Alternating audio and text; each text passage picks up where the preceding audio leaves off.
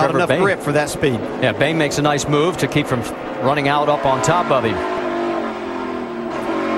Right along with Justin Allgaier here, you can see Brendan just gets out there a little bit wide.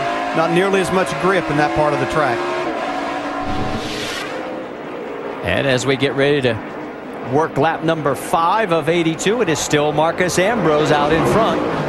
And look at the 20 of Logano, and the gap is widening between 3rd and 4th as you've got Kyle Busch all over the 32 of Jacques Villeneuve. Yeah, I noticed the last time as they went down into turn 1 that Kyle Busch was right there. Actually, it looked like he got Villeneuve to drive in that corner a little bit hard, but he gathered it back up and was able to stay in front of Kyle Busch.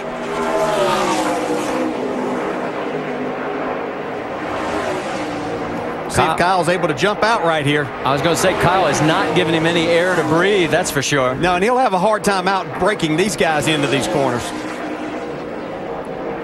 So Kyle Busch gets a little too much of the curve and loses some time through the chicane. Well, Villeneuve, if you were with us back at the Road America race, put on a dazzling display until he had a mechanical glitch that just ruined what was a absolutely outstanding run. There's your top 5 here at the Glen.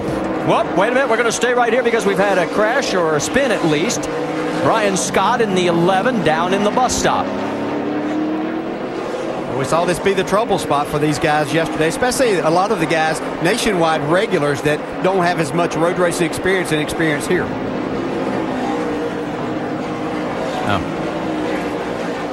So they didn't see any of that. That's a caution that didn't happen. That would have been a caution before.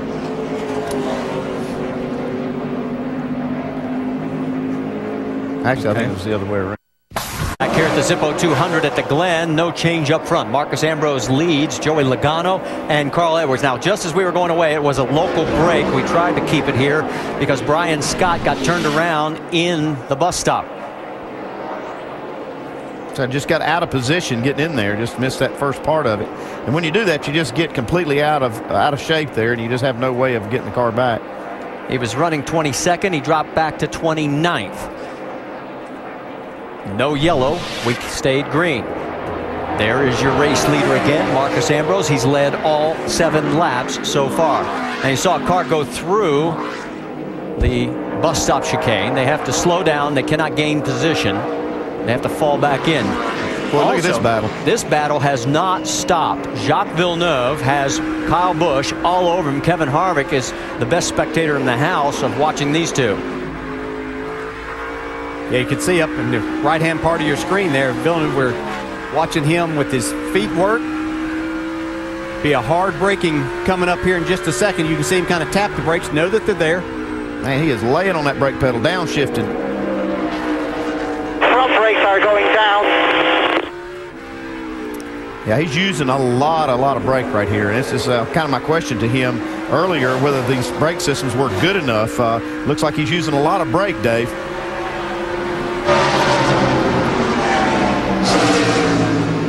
He is using a lot of brake, Andy, that's for sure. You just heard over the radio he feels like his brakes might actually be going away. So much, in fact, his crew chief Trent Owens gave him a little bit of advice. He said, save some stuff. If so, even let Kyle Busch go because we need this car to survive to the end. Yeah, if nothing else, Kyle is putting a ton of pressure on Jacques. And, you know, the last time Braun Racing had a win was by Kurt Busch back at Charlotte in May of '08 in the 32 car. Let's get an update on Kevin Harvick. He's had the best seat in the house for this battle, Dave. Of course, he had his own battle early when that car got loose, and Ernie Cope told me it was a little bit loose yesterday, and it would probably start the race that way. You can see he's putting pressure on these guys, coming to him just a little bit. Kevin asked if they shouldn't put on 2 left side tires and just fix that left front fender on their first stop. So we'll see when they come down pit road if indeed they take on that 2-tire type of strategy to limit their time on pit road. Of course, they do have to make that damage fix as well as this battle. Look great, here comes Busch. He's underneath him, and there is a little bit of contact, and he's going to take the spot, and Harvick may come right along with him. Down the front stretch, and Harvick will clear. What a move that was. I mean, Kyle Busch used all of that new paving over there to get that run and surprise Villeneuve. So Jacques drops back 2 positions, and you put him now with Kyle Busch in 4th, Harvick 5th, and Jacques now in the 6th position. Let's take another look. Now watch here. You can see that Villeneuve got a little bit loose. Kyle Busch took advantage of that, was in the gas hard. You know, we talked to Jacques Villeneuve about the mirrors, but I'm not sure he had time to look in a mirror right there and see that Kyle Busch was there. First pit stop of the day as it's Billy Johnson. Let's send it to you, Dave. Marty, on and off of pit road, this was their strategy. They topped off the fuel. Now, the runs remaining for him, gosh, they'd have to be 36 or 38 to make it just another one-stop race. But they seem to think they were in some sort of a window here.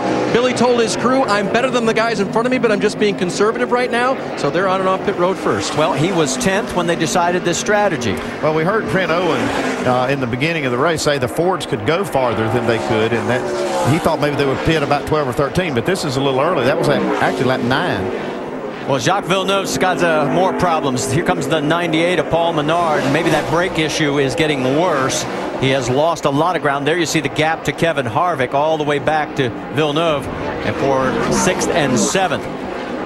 If they could have done him a favor by getting by him there, because he didn't want to seem to give up that spot, but he was not going to have brakes enough. I don't think he could have made it to halfway before he was going to have a serious brake problem. One of the guys we haven't talked about, Nelson Piquet Jr. in the 27, and Ron Fellows right behind him. So you've got Brazil and Canada going nose to tail. When's the last time we could say that in the Nationwide Series?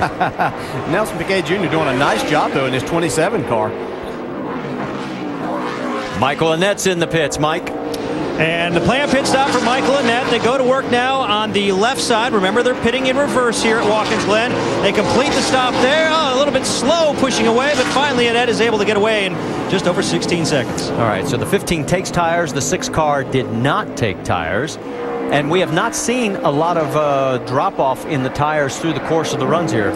Well, you want to, if you have a chance, you're going to put tires on, but right now it's you saw some of them take just gas, and these tires will hold their speed pretty well.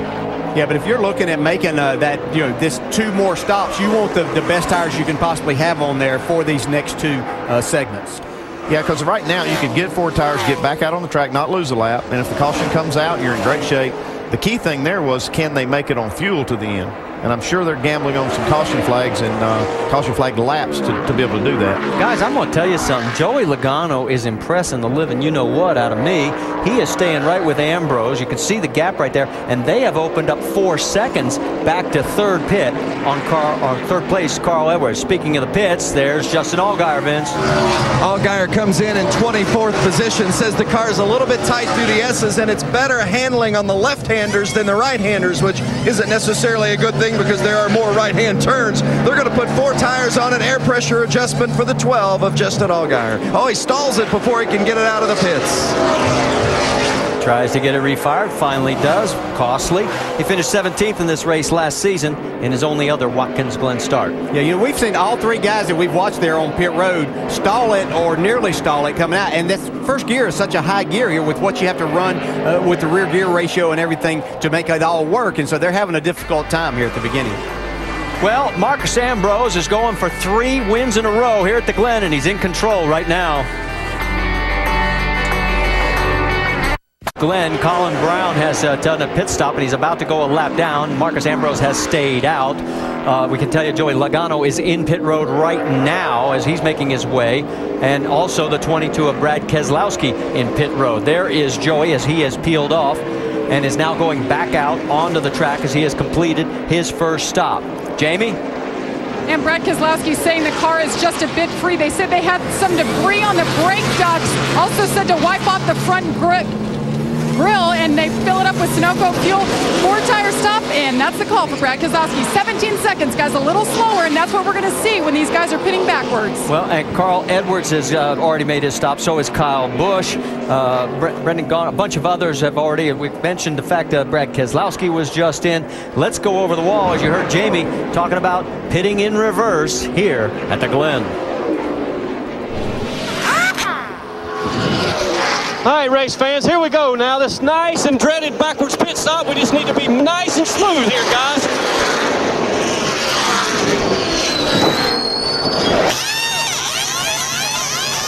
Scott Holden will reach in and pull the tire. Now we're around to the other side.